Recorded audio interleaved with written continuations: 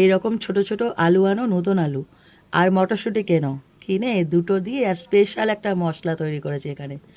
এই মশলাটা দিয়ে এই আলুর দমটা একবার বানিয়ে দেখো, সম্পূর্ণ নিরামিষ, কিন্তু মনে লেগে থাকবে খাওয়ার পর।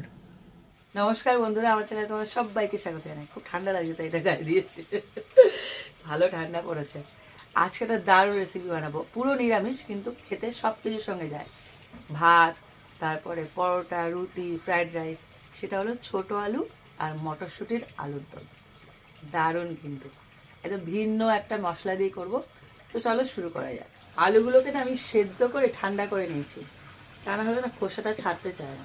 তো এগুলোকে আমি পাতলা পাতা, দেখো যখন আমি ধুচ্ছিলাম তখন হাতের চাপেই কতগুলো উঠে গেছে, এমনি তো উঠে যায়।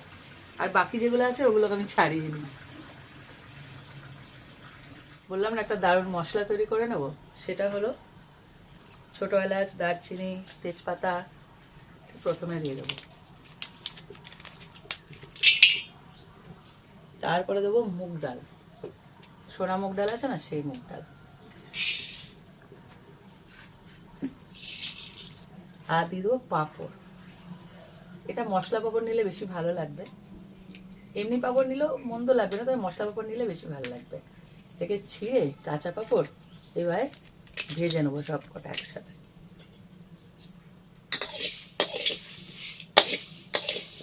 পুরো যতক্ষণ না কালার চেঞ্জ হচ্ছে এটাকে ভেজে নিতে হবে। দেখো পাঁপড়গুলো আর ডালগুলো পুরোপুরি ভাজা হয়ে গেছে, এবার এটাকে তুলে নেব।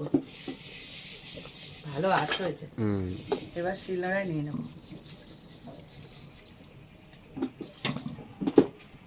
এবার এটাকে বেটে নেব। দেখো মশলাটা রেডি হয়ে গেছে, বাটা একদম গুঁড়ো করে ফেলেছি, পুরো মাছে ছাতু। এবার এটাকে তুলে নিচ্ছি।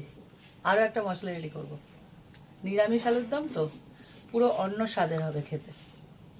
এখানে আমি কাশ্মীরি লঙ্কা, যেটা গোটা হয় না, কাশ্মীরি লঙ্কা কালার হয়, সেটাকে গরম জলে ভিজিয়ে রেখেছি এই 20 মিনিট আগে, পুরো নরম হয়ে গেছে। এবার এই কাশ্মীরি লঙ্কাগুলোকে আমি শিলে নিয়ে নেবো বাটার জন্য। আমি 4 থেকে 5 খানা লঙ্কা নিয়েছি। এটা দেখতে লাগছে মোটকু মোটকু, কিন্তু একদম ঝাল না, কিন্তু খুব সুন্দর কালার দেবে। স্পেশাল আলুর দম তো, তাই একটু সুন্দরভাবে করছি। এক টুকরো আদা, এই দুটোকে একসাথে বেটে নেব। ও ভুলে গেছি, সাথে কয়েকটা কাজুও দেব। ঠান্ডা পড়েছে তো মনে পড়ছে না।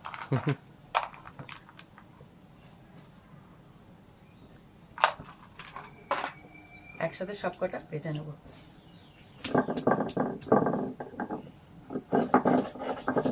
দেখো এই যে কাশ্মীরি লঙ্কাটা বেটে নিয়েছি, কি কালার দেখো, কি সুন্দর লাগছে। এবার কড়াই বসিয়ে দিয়েছি, এবার রান্নাটা শুরু হলো। দিয়েছি সর্ষের তেল, তেলটা পুরোপুরি গরম হয়ে গেছে। এবার দিয়ে দেবো ফোড়ন, দিয়েছি গোটা গরম মশলা, লবঙ্গ আর দারচিনি আর দুটো তেজপাতা, আর দিয়েছি গোটা জিরে।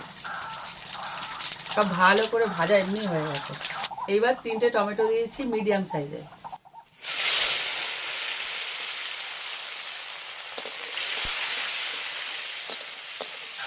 দিয়েছি দুটো চেরা কাঁচা লঙ্কা, এটা একটা সুন্দর ফ্লেভার দেবে। এর মধ্যে দিয়েছি লবণ, টমেটোটা একদম নরম হয়ে যাওয়ার জন্য।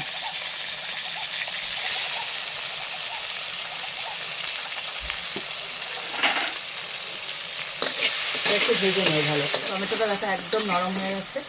এইবার দিয়ে দেবো লঙ্কাটা, কাশ্মীরি লঙ্কা, আর এর সাথে কাজু আছে, হালকা করে এটা ভেজে নেব। লঙ্কাটা দিয়ে দেখো কিছুক্ষণ কষিয়ে নিয়েছি। এবার দিয়ে দেবো মটরশুঁটিটা,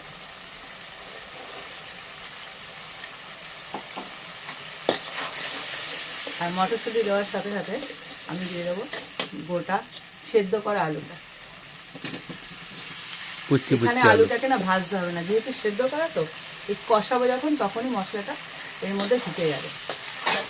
সেদ্ধ মানে নতুন আলু না, দেখবে মাংসতেও ভাজতে লাগে না, নতুন আলুর স্বাদই আলাদা।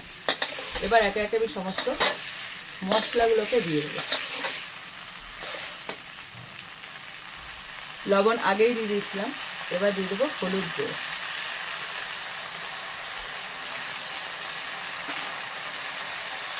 দিচ্ছি ভাজা জিরের গুঁড়ো, এটা যাবে 1.5 চামচ, ধনের গুঁড়ো 1/2 চামচ। এবার এটাকে ভালো করে কষাবো। এখনো আসল মশলা কিন্তু যায়নি, ওটা একদম পরে দারুণ লাগবে।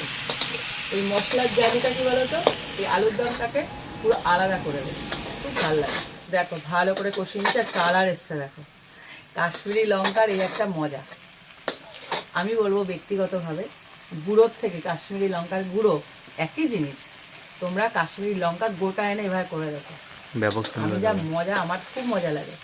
গুঁড়োর থেকে এটাই বেশি, দেখো তফাৎটা নিজেরাই বুঝতে পারবে। কিন্তু ঝাল হবে না কিন্তু, এখানে কিন্তু সামান্য লঙ্কার গুঁড়ো 4টে গাছে তো কী হয়েছে, সামান্যই লঙ্কা গাছে 2টো কাঁচা লঙ্কা, একটু ঝাল লঙ্কা দেবো সামান্য ঝালের জন্য। ভাবছো এত লাল আবার লাল, এটা কিন্তু ঝাল, ওটাই কিন্তু কালার এসছে, ঝাল হবে না একদম। তাই 1/2 চামচ মতো দিলাম। আর দিয়ে দেবো এই মশলাটা যেটা আমি রেডি করেছিলাম, এটা পুরোটা যাবে। এবার সামান্য একটু জল দিয়ে কষাবো, কেননা দেখো এটা পুরো ড্রাই করে দেবে, মশলাটা গুঁড়ো তো, মুগ ডাল আছে জল টানবে তার জন্য। এবার এটাকে ভালো করে কষিয়ে নেবে। ভাজা মুগ ডালের যে কি ফ্লেভার, আর সাথে আছে পাঁপড়, কি দারুণ বলো তো ব্যাপারটা। নিরামিষের দিন কি বলো তো, আমিষের দিন তো মাছ মাংস ডিম এমনি স্বাদ হয়ে যায় পেঁয়াজ রসুন দিয়ে, কিন্তু নিরামিষের দিন কিছু জিনিস খরচাও বেশি আর স্বাদ আনার জন্য মানে ব্যবস্থাপনাও বেশি, কিন্তু খেয়ে দেখলে দেখতে পাবে যে নিরামিষ বেশি বেটার আমার মনে হয়। তো এটাকে ভালো করে কষিয়ে দেখো, খুব ভালো করে কষানো হয়ে গেছে। এইবার দিয়ে দেবো জল। জলটা কি বলতো, মাখা মাখা হবে সেভাবে দেবে, কারণ আলুগুলো তো সেদ্ধই ছিল। ভালো করে কষানো হয়ে গেছে, একটা হালকা গ্রেভি আসবে সেইভাবে দিতে হবে জলটাকে। কালার এসছে দেখো কি ভালো লাগছে। এর মধ্যে দিয়েছি হালকা একটু ব্যালেন্স করার জন্য চিনি, একদম অল্প। আর দিয়েছি, যেহেতু এখানে দারচিনি ছোট এলাচ বেটে দিয়েছি, তার জন্য গরম মশলাটা না দিলেও চলে, তবে আমার মনের সান্ত্বনা একটুখানি দেবো, অল্প। দেখো কতটুকু, একটা চামচ ছোট্ট। এটাকে মিশিয়ে দেবো এবারে, দেখো কতটা গাঢ় হয়ে এসছে। বেশি ঝোল ভালো লাগে না, এটা একদম মাখা মাখা হবে। আর যেহেতু ওই যে মশলাটা তৈরি করেছি না, একটা ভালো গ্রেভি ব্যাপারটা আসবে। এবার দিয়েছি ধনে পাতা,